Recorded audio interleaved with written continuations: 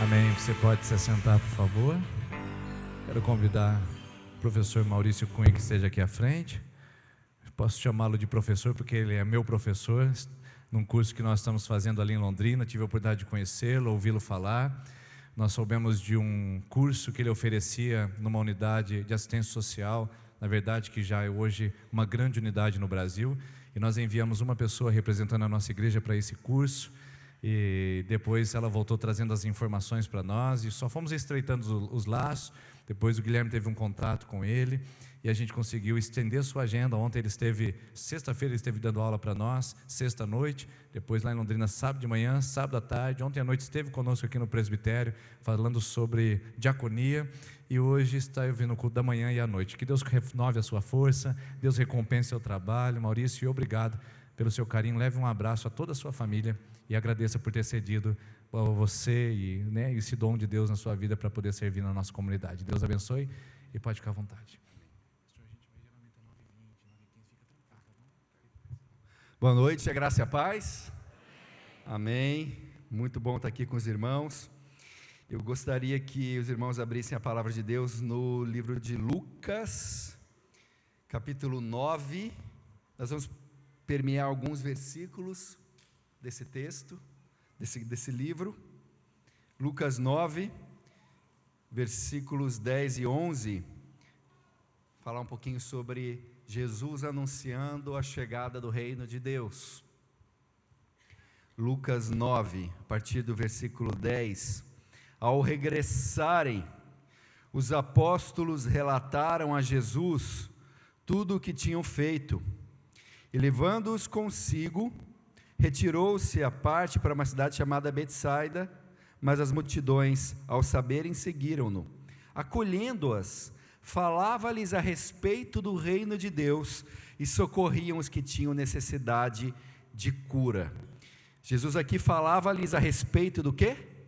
Do reino de Deus. Um pouquinho mais adiante, capítulo 10, versículo 9, 8 e 9. 10, 8 e 9. Quando entrardes numa cidade e ali vos receberem, comei do que vos for oferecido, curai os enfermos que nela houver, e anunciai-lhes a vós outros o reino de Deus. E um pouquinho mais para frente, no capítulo 12, versículo 31, a nossa resposta individual ao reino. 12, 31 e o 32 também. Diz assim: buscai antes de tudo,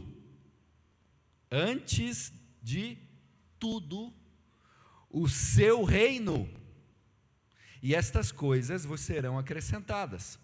Não temais, ó pequenino rebanho, porque vosso Pai se agradou em dar-vos o seu, o quê? Reino. Amém.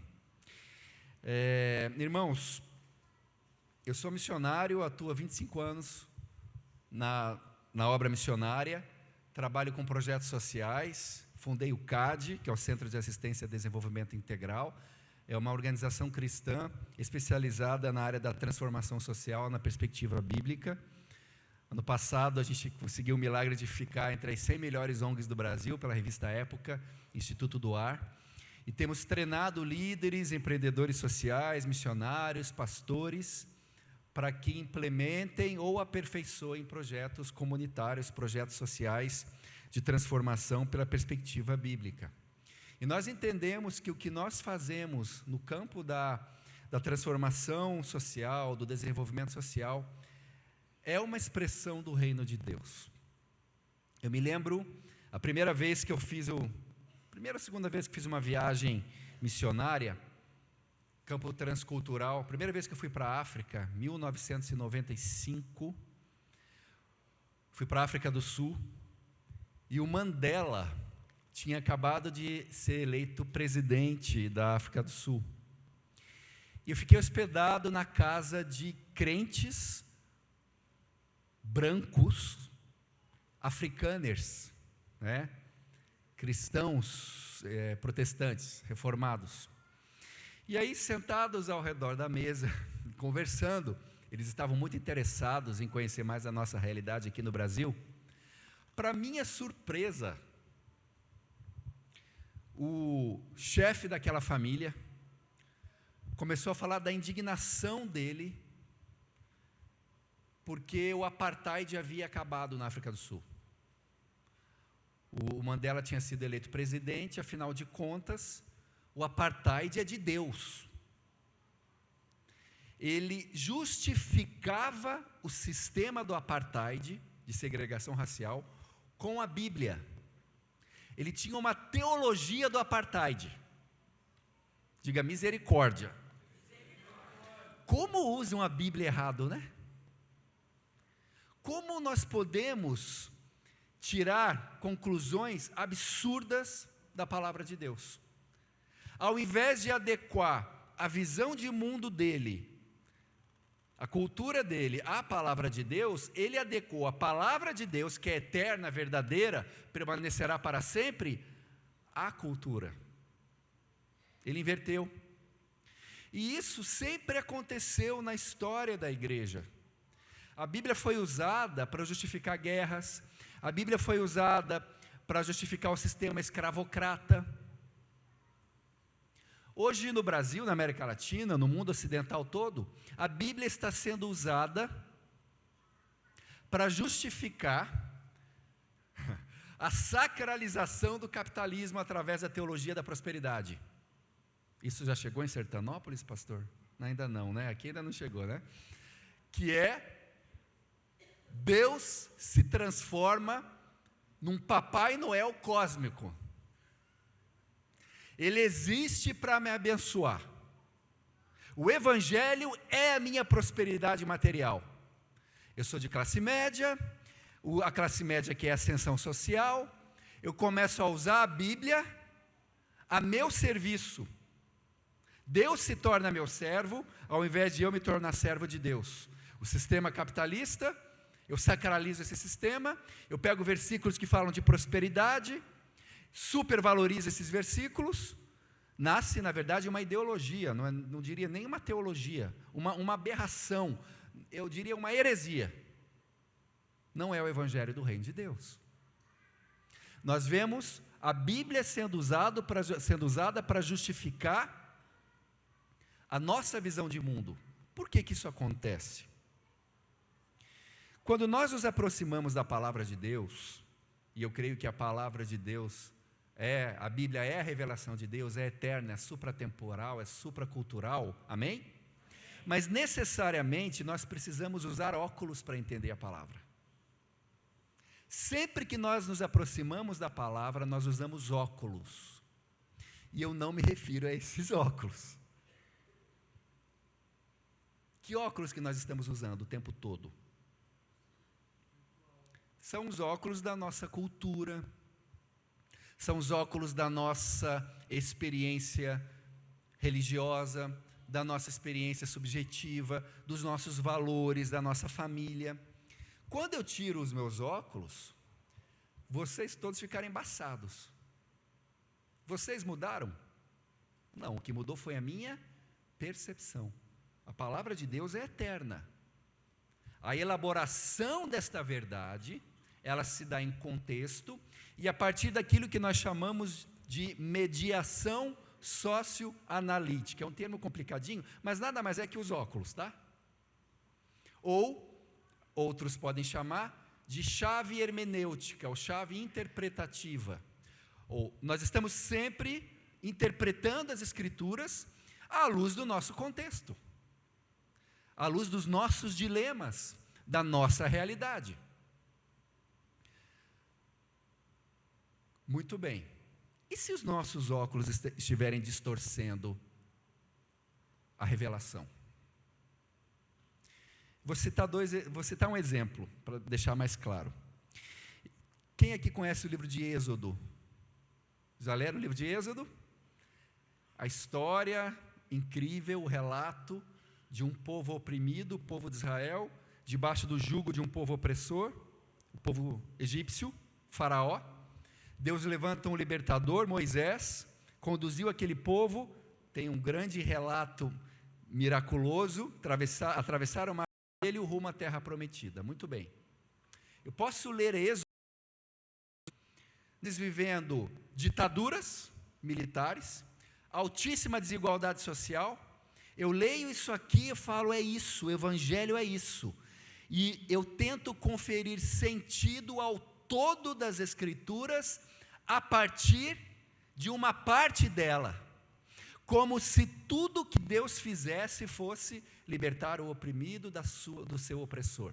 Nasce uma teologia muito forte na América Latina, principalmente no seio da Igreja Católica, mas também nas igrejas históricas protestantes. Que teologia é essa? Vamos ver quem sabe? Teologia da libertação. Essa teologia pregava reforma social e dizia que o reino de Deus, diz ainda, né, que o reino de Deus é o reino terreno. Jesus se transforma praticamente num ativista social.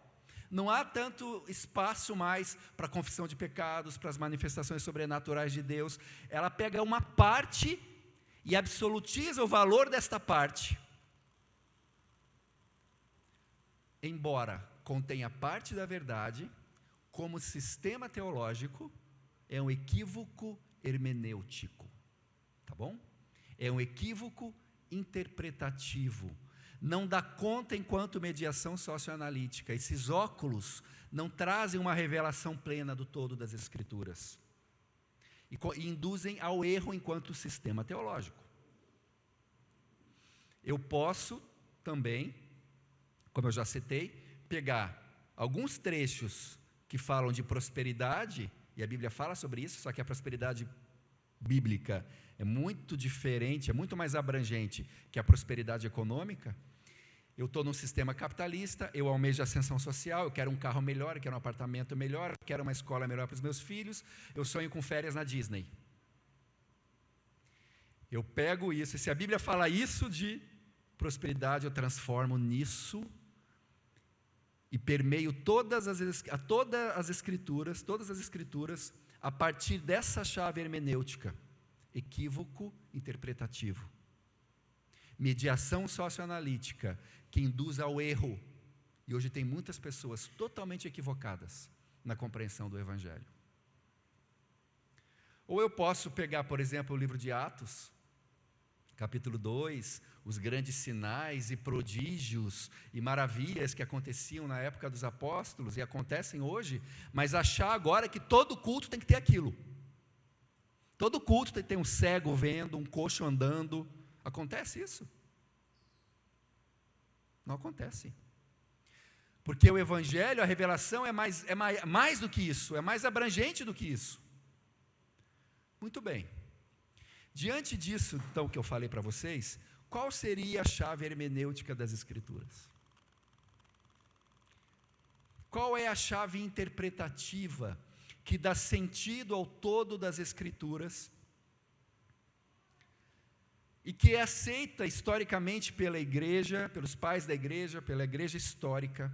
Qual foi o assunto sobre o qual Jesus Cristo mais ensinou? Qual é o tema das Escrituras? O reino de Deus. O reino de Deus é a chave interpretativa das Escrituras.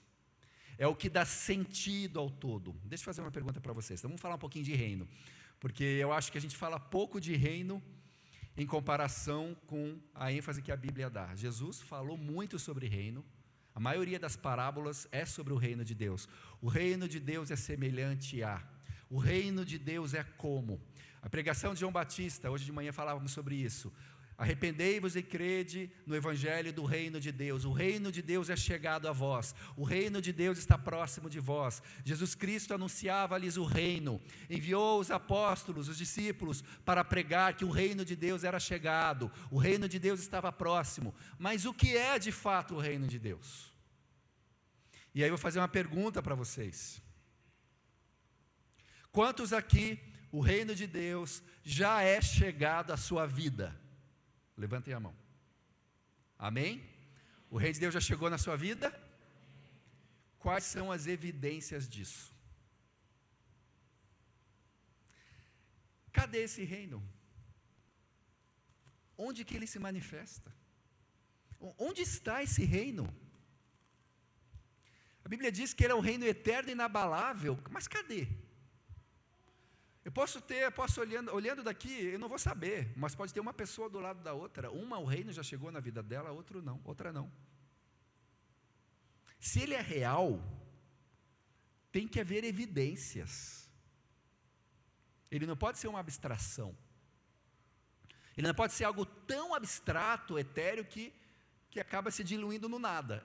Ele é real. Cadê esse reino?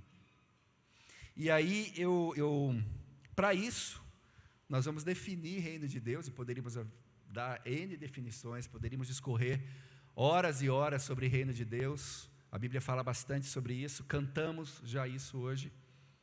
Fala do reino de justiça, de paz, de alegria no Espírito Santo.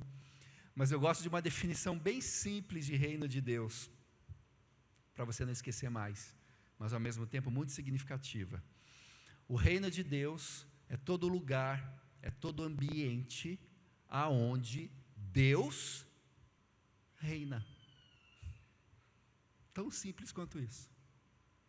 O reino de Deus é o lugar aonde Deus governa. O reino de Deus é o governo de Deus. O reino de Deus é a vontade de Deus. Então, quando eu perguntei, o reino de Deus já chegou na sua vida? A pergunta é, quem governa a sua vida? Essa é a pergunta. Quem está governando a sua vida? O reino de Deus está associado à vontade de Deus. Jesus nos ensinou a orar, venha o teu reino, seja feita a sua. O reino é a vontade. Venha o teu reino, seja feita a tua vontade. E pasmem, irmãos, apesar da ênfase escatológica que a gente tem recebido ao longo de muitos anos na história da igreja, o reino de Deus, ele é terreno. Venha o teu reino, seja feita a tua vontade, assim como no céu. O reino é celestial, mas é para ele vir para a terra. A briga é aqui, irmãos. Tem que haver mais do reino de Deus em Sertanópolis amanhã do que hoje, porque a igreja está aqui. A igreja tem uma mensagem. A mensagem da igreja é o evangelho do reino de Deus. A igreja tem uma proclamação. A proclamação da igreja é: o reino de Deus é chegado a vós. O reino de Deus chegou a Sertanópolis. E o Pai, o nosso Pai, se agradou em dar-vos o seu reino, em reinar sobre nós, em estender a sua vontade sobre nós, porque isso é o melhor para nós. Ele quer reinar sobre nós, reino de justiça, já cantamos isso hoje, de paz, de alegria, de igualdade, de compaixão, de misericórdia, de reconciliação. O reino de Deus chegou, essa é a notícia do Evangelho. E se eu perguntar para vocês, qual a razão da existência desta igreja, dessa comunidade?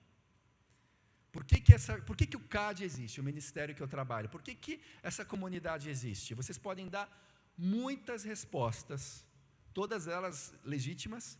A comunidade existe para adorar, para servir, para evangelizar, para amar, para proclamar, para tudo. Mas se você espremer mesmo, no final do dia, a razão última da existência da igreja na terra, da permanência, é para que Deus governe, para que Deus governe. Para que temos ação social? Para que Deus governe. Por que visitamos, temos pequenos grupos? Para que Deus governe. Ao final de tudo, a razão última será o reino. O reino que é para agora, Amém, irmãos?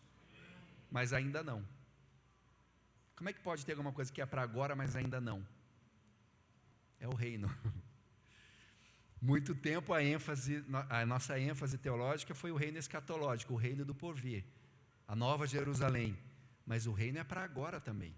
Agora e ainda não. Deixa eu falar uma coisa para vocês. A Bíblia, ela desafia o nosso pensamento cartesiano e dual, ocidental. Preto, branco, certo, errado, bom e ruim, direita e esquerda, né? Esses dualismos, essas dicotomias, não dão conta da revelação bíblica. Querem um exemplo?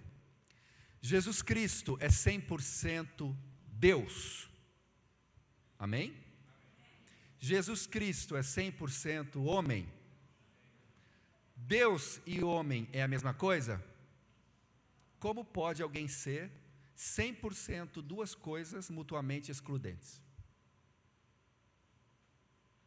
No entanto, ele é. O reino é para agora, só que ainda não. Só que é para agora, mas ainda não. E a igreja está aqui justamente, essa comunidade existe, irmãos, para sinalizar a chegada do reino, manifestar esse governo, para que o pedacinho do céu toque a terra, porque vocês estão aqui, antecipar essa chegada, expressar realidades futuras desse reino, quando sim, ele governará para sempre sobre tudo e sobre todos. Hoje, não confunda a soberania de Deus, Deus é soberano sobre tudo, mas ele ainda não reina sobre tudo. Nós estamos debaixo do regime da queda, do pecado. Um dia, o reino será plenamente restaurado. E a igreja está aqui para que haja mais do reino de Deus a cada dia. Para que ele expresse o seu domínio e o seu governo sobre todos. O reino de Deus é a vontade de Deus. E ele é a chave hermenêutica das Escrituras. E quando nós compreendemos o reino de Deus como tema central, muda muita coisa na nossa concepção e a nossa visão se abre bastante. Os reformadores, isso não é nenhuma novidade, os reformadores da igreja do século XVI enfatizaram bastante esse ensino. E ao ensinar sobre o reino de Deus, ajudando-nos a compreender as Escrituras, porque a Bíblia é complexa, embora nós afirmemos o livre exame das Escrituras, né? É uma bandeira da reforma. Ela foi escrita nos originais grego, hebraico e aramaico, no intervalo de milhares de anos, em contextos muito diferentes do nosso. Então, para explicar melhor para nós, eles disseram o seguinte: olha, a Bíblia, ela é um livro que contém uma tríade, a tríade bíblica, ou a tríade teológica. É uma história, é um grande relato, uma grande revelação de Deus, mas que tem três grandes marcos. O que seria essa tríade? Criação, queda e redenção, ok? Criação, queda e redenção. Vamos pegar o primeiro elemento da tríade, criação. Quantos aqui creem que Deus é o Criador de todas as coisas? Levanta a mão. Amém? Existe um Deus Criador? Amém. Se Deus é Criador de todas as coisas, não pode haver nenhuma dimensão da vida criada sobre a qual Deus não deva governar, e sobre a qual a palavra dele não tem algo a dizer. Aqui eu tenho o primeiro firme fundamento da integralidade da missão da igreja. Nós costumamos enfatizar o Deus Salvador, mas antes de Deus ser Salvador, Ele é o Deus Criador. E nós esquecemos muitas vezes que Deus ama a criação dele e que a criação dele é boa. Muito bem. Ao criar todas as coisas e ao criar o ser humano à sua imagem e semelhança, Imago Dei, Deus tinha propósitos de plenitude, vida plena para o ser humano, que dentro do mandato cultural criaria sociedades, culturas, nações livres, justas, prósperas, solidárias. Os propósitos de Deus eram elevados, são elevados para o nosso bem. Deus só se volta para você, meu irmão, minha irmã, para o seu bem. Os planos dele são bons ao seu respeito. Só que teve um probleminha. Um pequeno problema. Os plenos desígnios de Deus se cumpriram na humanidade? Não. Ele deu autoridade para o homem, ele deu o livre-arbítrio para o homem e para a mulher, e eles pecaram contra o Criador. Quiseram ser como Deus. E aí vem o segundo elemento da tríade. Qual é o segundo elemento da tríade? Queda. Criação e queda. E aí, irmãos, eu preciso falar que eu acho que a gente também tem falado um pouco sobre queda. É muito importante a gente entender a queda. Por quê? Quando eu entendo, somente entendendo queda na perspectiva cristã, bíblica, que eu posso entender o terceiro elemento da tríade. Qual que é o terceiro elemento? Redenção. Só tem uma redenção porque houve uma queda. Se não tivesse queda, não precisava ter redenção. Eu preciso entender queda para entender redenção, e só depois que eu entender redenção, que eu vou entender missão. A missão da igreja tem a ver com a obra redentora, mas a obra redentora se dá porque houve uma queda. Estão entendendo, irmãos? Então vamos entender, vamos falar de queda. E aí vou fazer outra pergunta para vocês. Quais os aspectos da criação? Tudo. Não só as almas humanas, tudo foi tocado pelo pecado. Essa é a tradição, esse é o ensino teológico. Tudo é menos do que deveria ser, sabia disso? Até a natureza, a Bíblia diz em Romanos, a ardente expectativa da criação aguarda a manifestação dos filhos de Deus, porque a criação geme no seu cativeiro. Entrou a dor, entrou a morte, entrou a doença. Essa é a condição da humanidade caída sem Cristo. E são, é bem radical a Bíblia, inimigos de Deus. O relacionamento com Deus se rompeu, entrou o regime da queda, no qual vive o homem natural, mas Deus elaborou o seu plano redentor.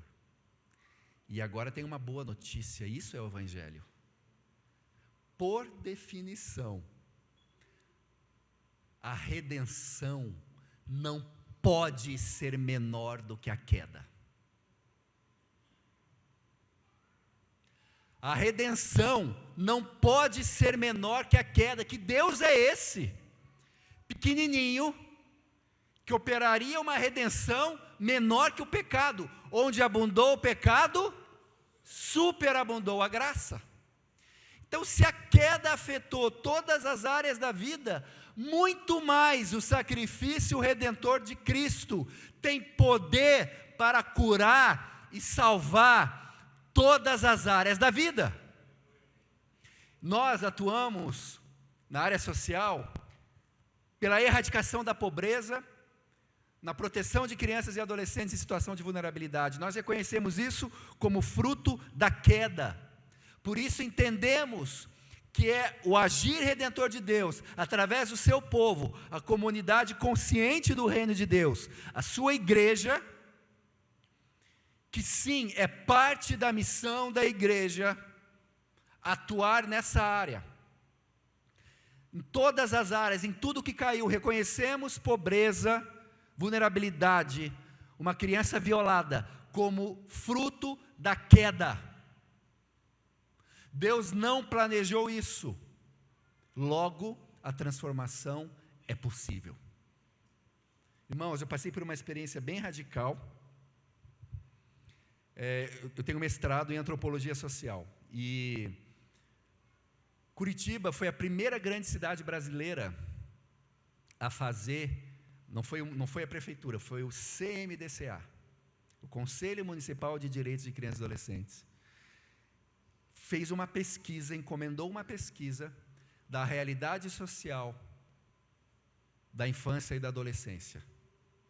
Trabalho belíssimo, 1 ano de pesquisa, R$1 milhão, 40 pesquisadores em campo.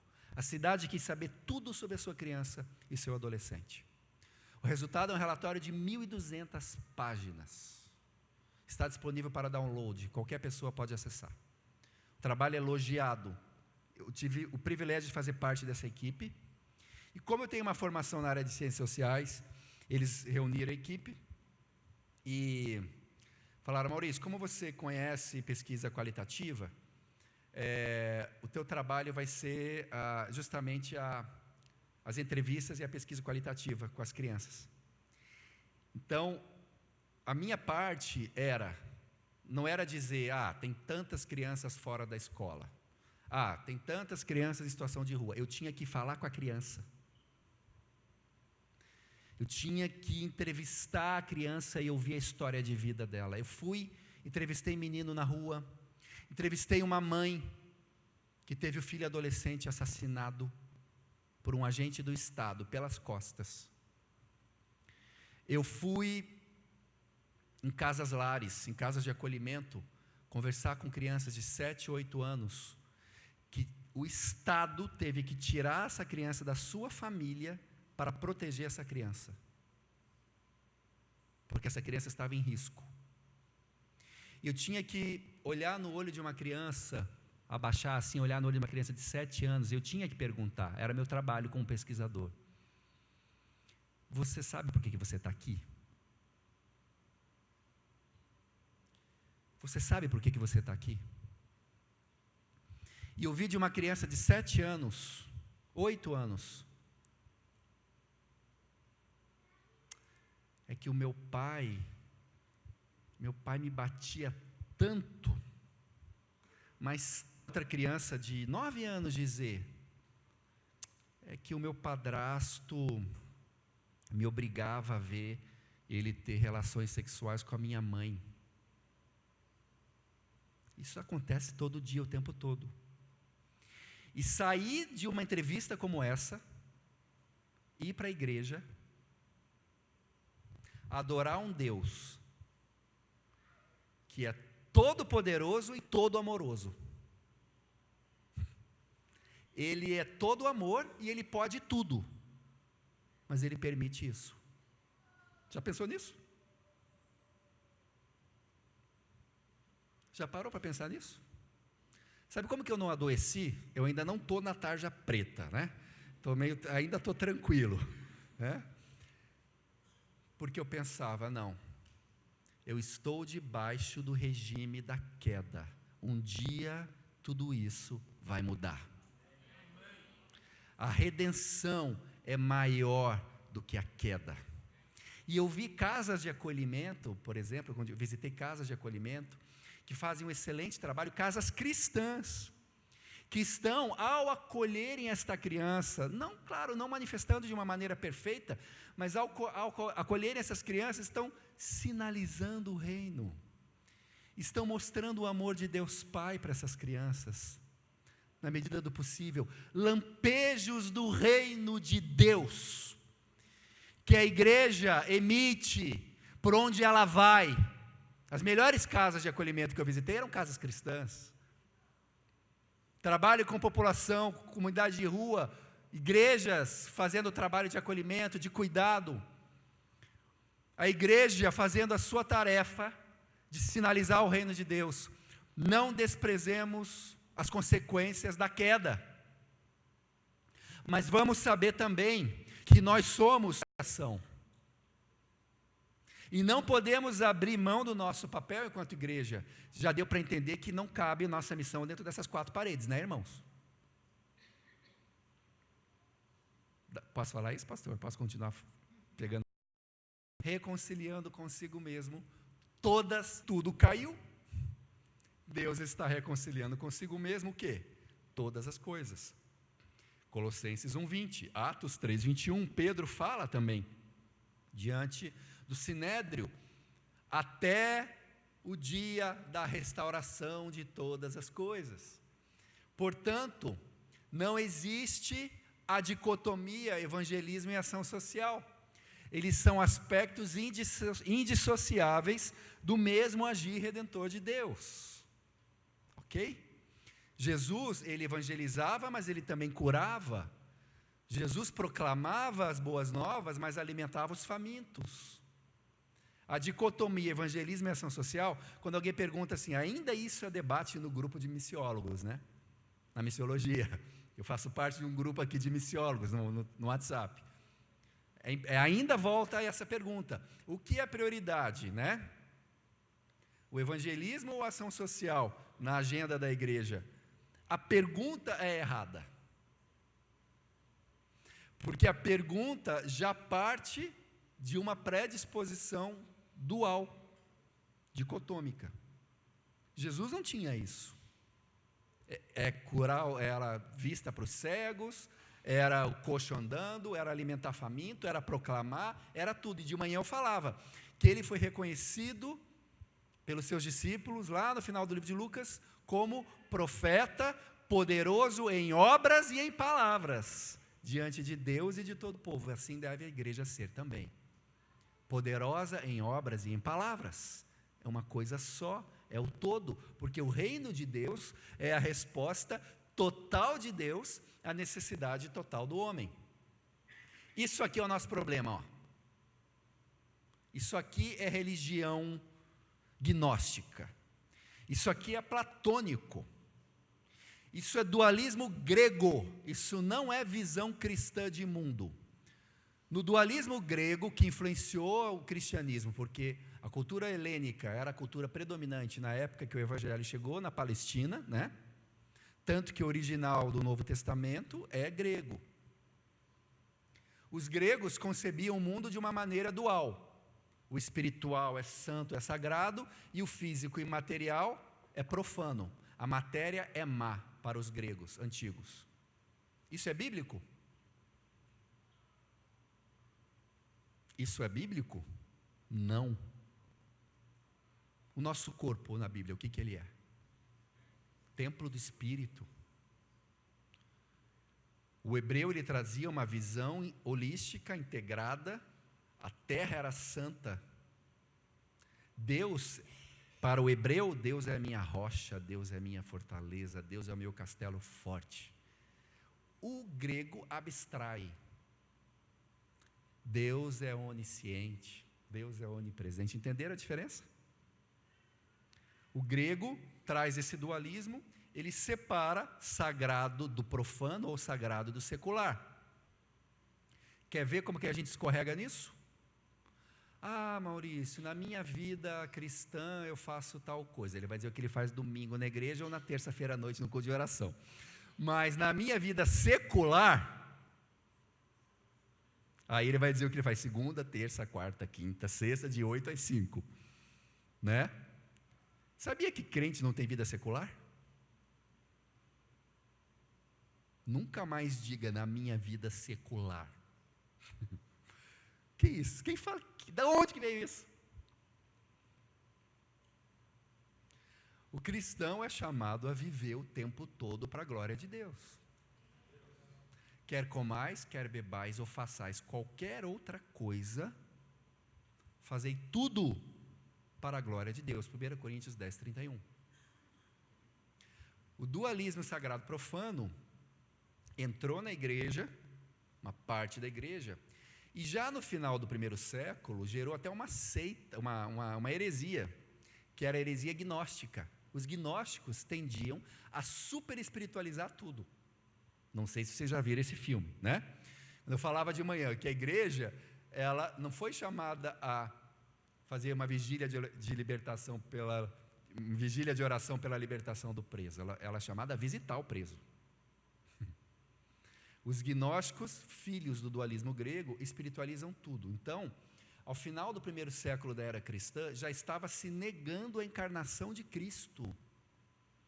Porque se Cristo é a divindade, ele não poderia ter encarnado. Por causa disso, tem o ensino apostólico.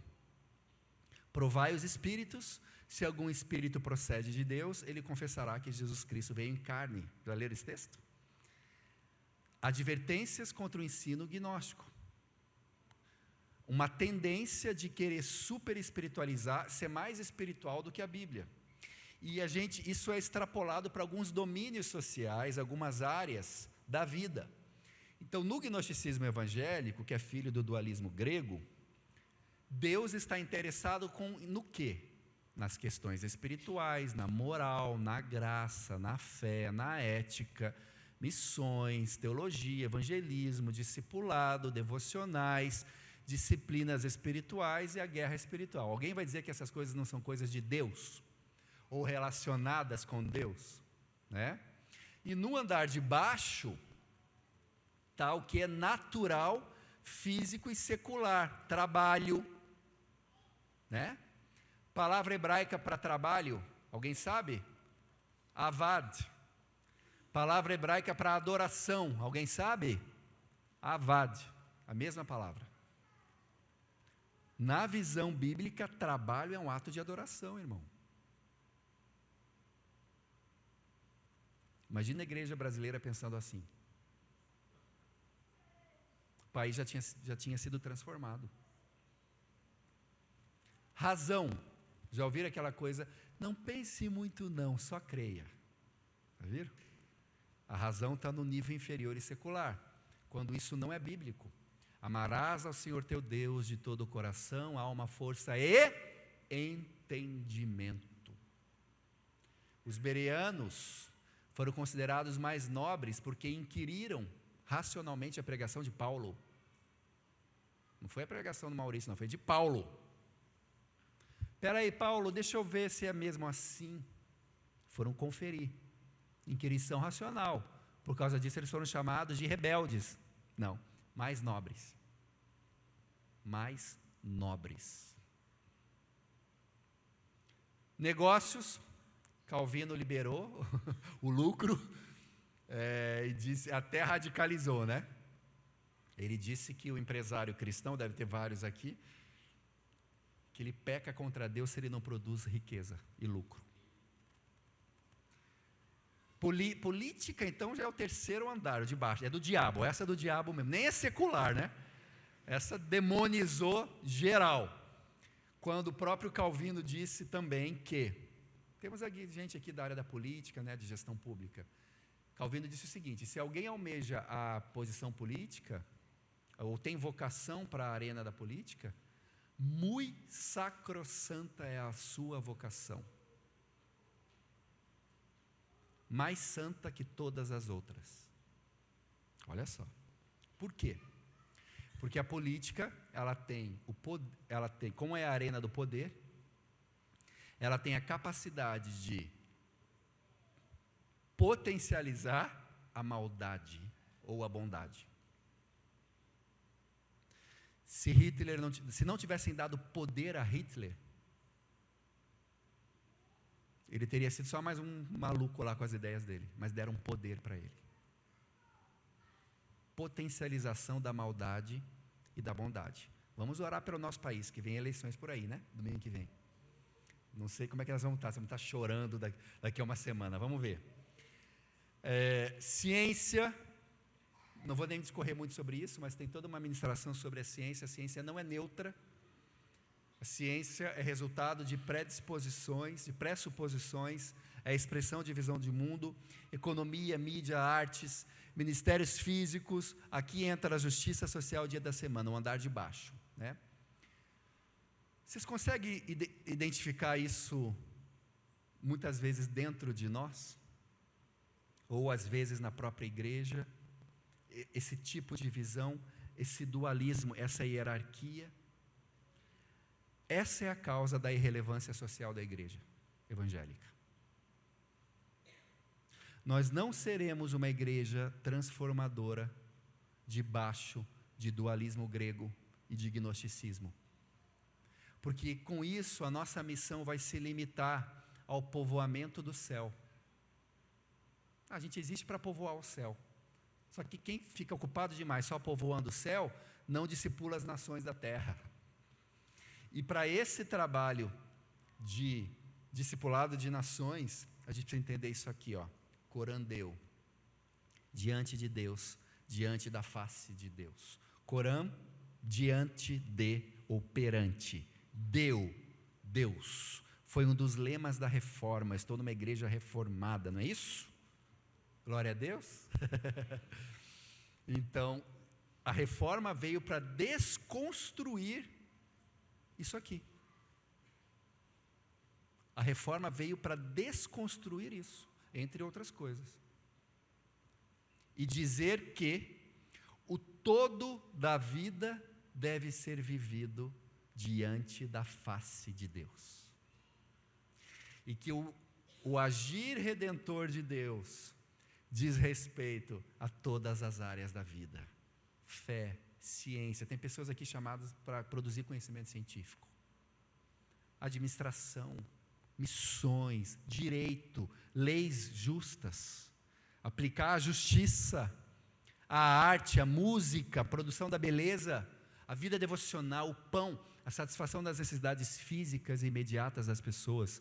Eu dizia, na igreja ninguém pode passar necessidade, irmãos. Nós somos essa nova humanidade numa nova comunidade. O raciocínio, a teologia, a ética, a política, precisamos de políticos. Precisamos de pessoas chamadas para essa área, para fazer justiça, para aprovar leis justas, para fazer o que é reto, para administrar bem os recursos públicos, o evangelismo, cuidado da criação, o serviço comunitário, o evangelho, tudo diante da face de Deus. Isso expande a nossa visão, expande o nosso senso de missão.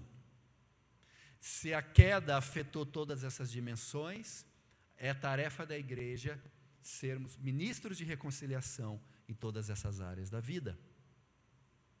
E aí eu quero concluir, eu falei bastante, poderia falar bastante ainda, mas vamos concluir com essa frase de Abraham Kuyper.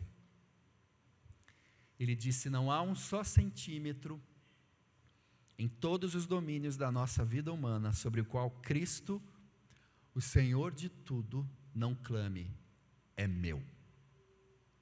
Vamos ler juntos essa frase?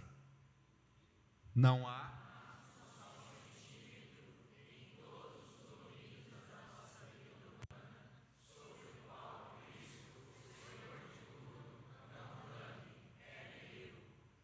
esse é meu meio devagar. Eu acho que o é meu de Jesus é mais animado.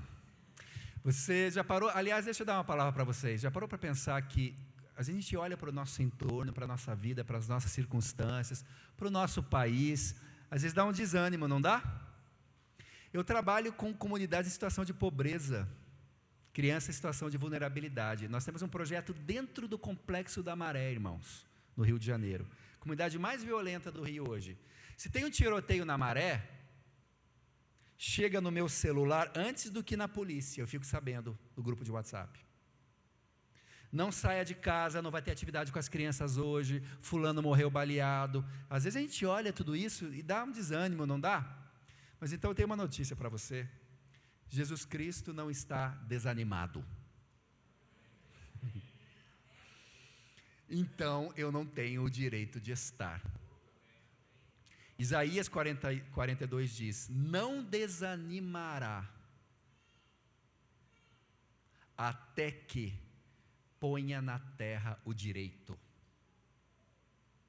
Isso é um texto profético. Então vamos ler com um é meu agora um pouquinho mais animadinho. Vamos lá. Não há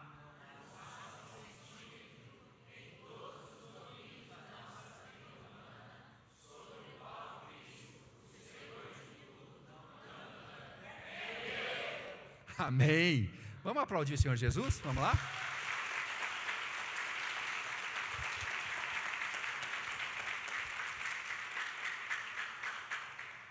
Abraham Kuyper, só para resumir, para a gente fechar, ele era um pastor que viveu na Holanda, no final do século XIX. E ele era um pastor meio liberalzão, assim, acho que ele estava quase apostatando da fé já. Mas ele foi servir com um grupo de agricultores pobres no interior da Holanda. E as ovelhas dele viviam a vida corandeu.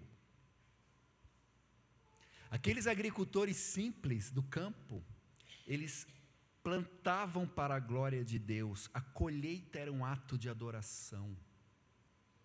Eles viviam essa vida, e foram as ovelhas dele que influenciaram ele. Abraham Kuyper se torna então, além de pastor, um reformador social. Ele fundou a Universidade Livre de Amsterdã, que funciona até hoje. Ele fundou um jornal, um partido político, e se tornou o primeiro-ministro da Holanda. A era Kuyper é a era de ouro da Holanda. Depois ele é convidado para ir para os Estados Unidos, onde ele profere as famosas Stone Lectures, onde ele fala em Princeton essa frase, que se torna célebre. Lá estavam Herman Doivert, que influenciou Francis Schaeffer, que influenciou Loren Cunningham, fundador da Jocum, Daryl Miller, que é um dos nossos mentores, e a gente vê uma genealogia de pessoas que pensam como que o Evangelho pode, de fato, transformar a sociedade. E essa é a mensagem para vocês nessa noite. Não desanimem, sejam uma comunidade de fé, serva, transformadora, que não está ocupada apenas povoando o céu. A gente vai proclamar e muitos se converterão, e evangelizaremos, mas a nossa missão é muito mais do que isso. Mais do que o povoamento do céu, a nossa missão é o discipulado das nações, ou seja, é discipular Sertanópolis. É mudar a história dessa cidade. Porque tem igreja aqui, tem comunidade de fé aqui. Amém? Queria passar um videozinho rápido para vocês conhecerem o nosso trabalho. E aí fazendo uma... Não é esse, é o outro. Espera um pouquinho, deixa eu explicar. A gente tem trabalhado com crianças, a gente começou com 20 crianças na periferia de Curitiba.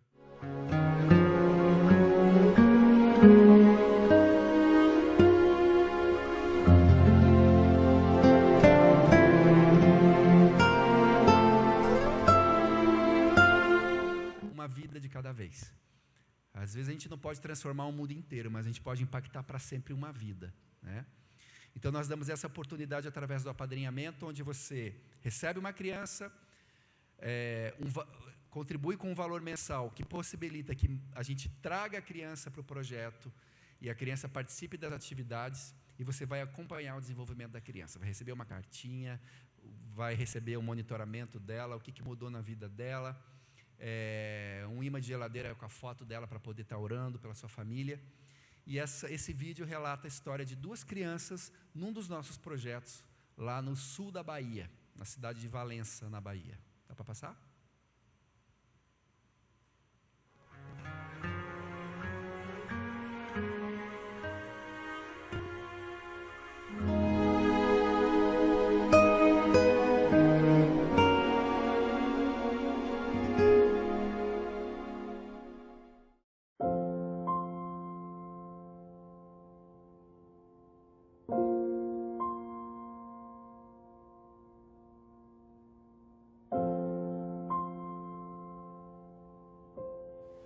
Olá, Francisco. Eu estou muito feliz em ter você. De um lugar tão distante do meu, mas que se importou comigo. Esta cartinha eu escrevi sozinha. Estou gostando muito de aprender a ler e escrever.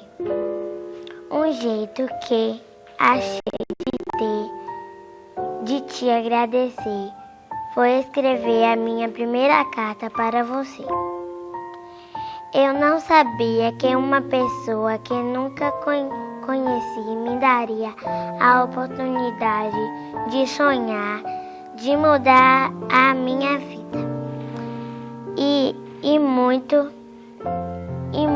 É muito gostoso poder merendar, conhecer novos coleguinhas. As professoras são muito legais. Papai e mamãe estão felizes quando eles têm um tempinho, até ensino ABC para eles. Meu pai disse que tinha muito orgulho de mim e minha mãe ficou muito feliz quando a professora disse que eu era a aluna número 1 da sala. Eu já sei o que eu quero ser quando crescer. Eu vou ser bailarina e ajudar bastante pessoas. Obrigado, Francisco. Eu desejo muito, muito, muito que seus amiguinhos do bairro logo encontrem alguém como você. Meu nome é Pedro e meu futuro quer começar hoje.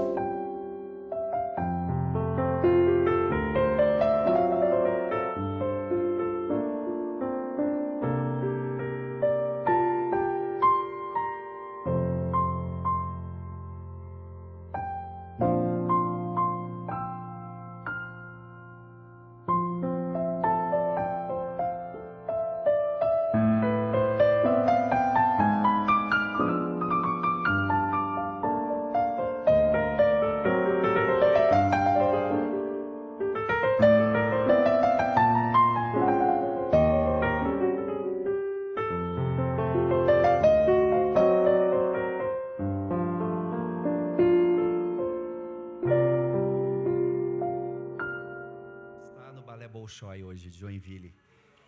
Teve sua vida transformada. E a gente colocou o Pedro ali, que vivia do lixão de Valença, no sul da Bahia, para mostrar que mais um padrinho é mais uma criança. Mais um padrinho é mais uma criança que a gente consegue trazer para o projeto, certo? Então, se você quer saber um pouquinho mais, eu tenho aqui o folheto para você preencher, R$ 97,00 por mês, que a gente consegue garantir que a criança vai participar das atividades e ser acompanhada, tá bom? Se você não puder agora, você pode fazer tudo pelo nosso site também, tá bom?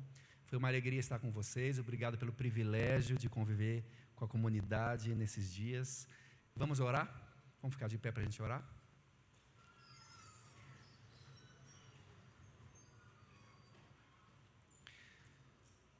Pai, muito obrigado, Pai, por essa palavra, obrigado pela esperança que há em Cristo Jesus, pelo Teu Evangelho que transforma todas as coisas, pelo fato de que o Teu agir redentor é maior do que a queda, e de que onde abundou o pecado, superabundou a graça, e que não existe abismo tão profundo que seja mais comprido que o Teu braço para nos retirar de lá, e nos colocar sobre uma rocha, e nos restaurar a esperança. E assim como nós vivemos, experimentamos isso nas nossas vidas, um dia o Senhor nos alcançou, o Senhor tem nos alcançado e tem nos transformado, e tem renovado a nossa esperança. Nós queremos levar isso, e nós queremos alcançar pessoas, alcançar Sertanópolis, alcançar as nações, principalmente, Pai, os mais pobres, vulneráveis, frágeis, desprezados, os oprimidos, porque é sobre esses que o Teu coração repousa, que o Teu olhar tem uma especial atenção.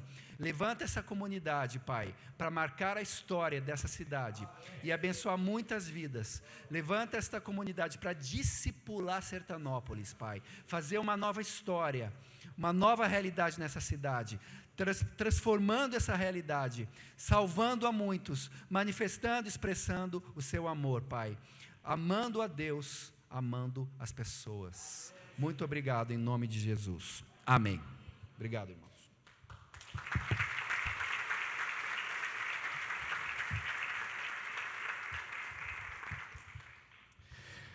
Você pode se sentar só mais um minutinho? Eu quero aproveitar esses 5 minutinhos aqui para a gente encerrar. Eu já vou liberar você. É que a nossa comunidade não falou de política até hoje, desde que foram falados, né, a respeito das eleições no Brasil.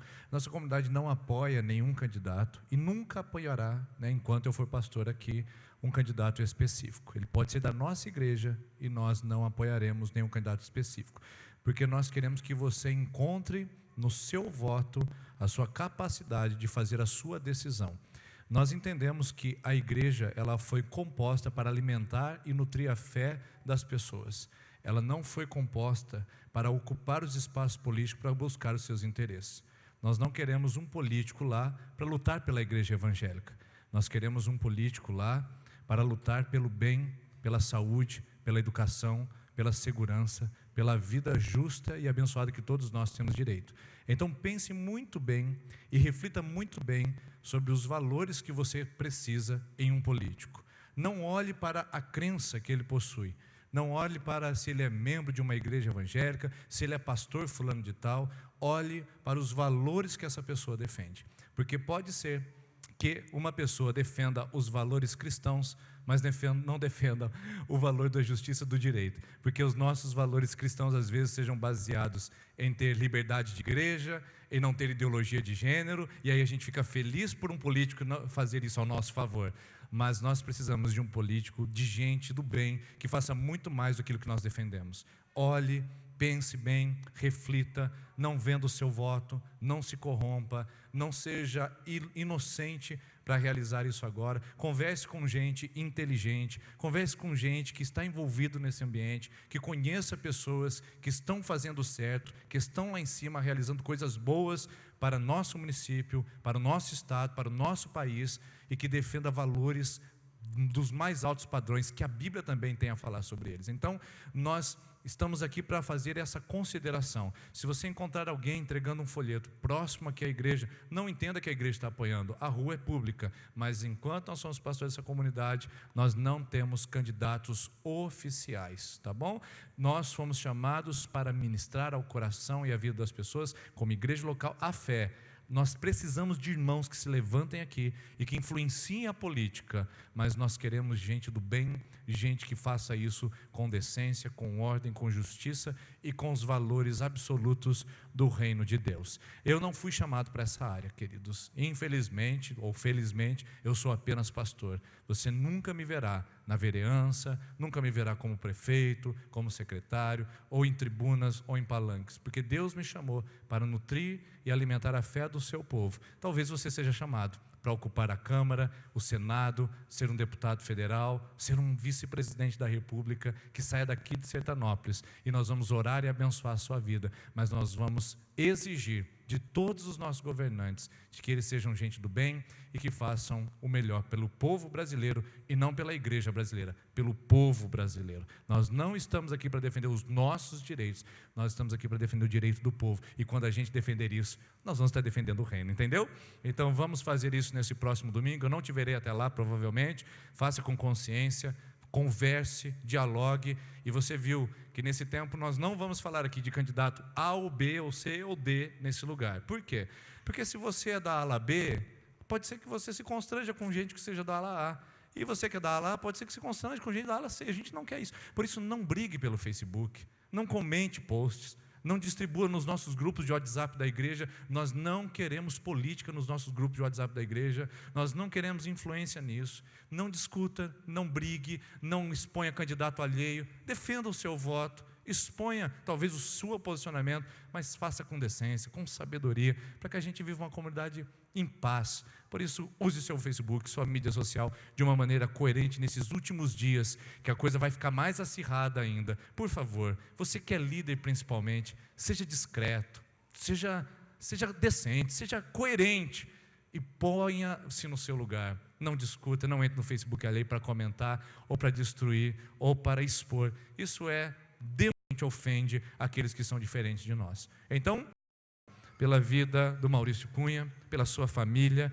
que o Senhor continue prosperando o seu ministério, e que nesta igreja hoje, gente seja tocada pelo apadrinhamento, e se levante para cuidar de uma criança, servir o reino através de uma criança, e através de R$ 97 de contribuição. Toque isso em corações agora, Pai, que tenham fidelidade, porque não pode ser na emoção, não pode começar hoje e abandonar amanhã. Que o Senhor toque em corações fiéis, que vão ver crianças sendo tocadas por esse trabalho tão lindo que o Maurício tem realizado em todo o país. Pai, no nome de Jesus, prepare esse apadrinhamento em nossos corações, nessa comunidade essa noite, e abençoe nossas eleições, nossa escolha, nosso voto. Nós pedimos a Tua bênção, e que no domingo que vem nós possamos ter um presidente, possamos ter vice, possamos ter senadores, deputados estaduais, federais, governadores, homens decentes e do bem, que vão fazer a nossa nação melhor e mais bonita, em nome do Senhor Jesus. Amém. Deus abençoe, uma boa semana, vai com Deus. Não saia sem cumprimentar essa pessoa tão maravilhosa, e o pastor Maurício está aqui à frente, caso queira saber mais, pegar um panfletinho, um papelzinho, e a gente vai poder caminhar. Deus abençoe, até domingo que vem, irmãos.